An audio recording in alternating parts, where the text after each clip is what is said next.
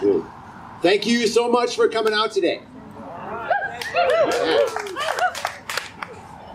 So I feel optimistic. And it's not just because there's not a ton of smoke in the air. It's partly because I remember 18 years ago, our first big bad smoke year in Missoula. And in the year 2000, in that terrible smoke year, we didn't have Climate Smart Missoula.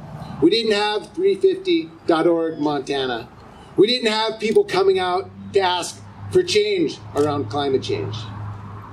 I feel optimistic because we are right now beginning to write the next chapter of the story of climate change. And I want to talk for just a few minutes on how important that is. If we don't do this, the next chapter on the story of climate change will all be about resilience, which at the outset sounds fine. Like, why shouldn't we talk about resilience? By resilience, I mean some of the stories we might have heard last year. Stories about people heroically rescuing pets in the suburban inferno that was Santa Rosa, California. Or rescuing each other off rooftops in fishing boats in the lake that became Houston.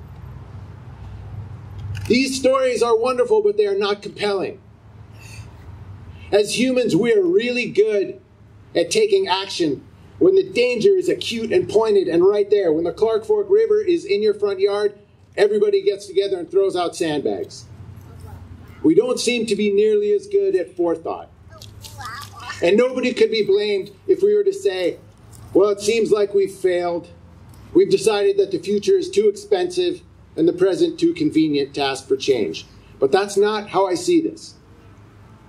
If we look at other examples from American history, think about civil rights. Landmark civil rights legislation was passed the year I was born. You just have to guess what that was. 1965.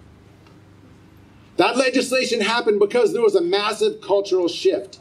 Tens of thousands of people took to the streets, took action, made demands. And policy leaders, people who are supposed to lead, they don't actually lead. They follow the political winds. They made changes when people demanded it.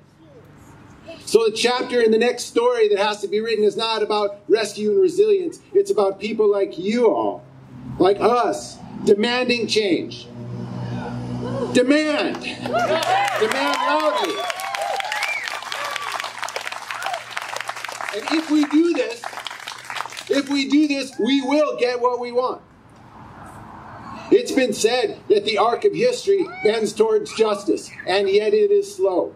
I feel like if we push hard, it will also bend toward climate justice. So go forth and push. Thank you.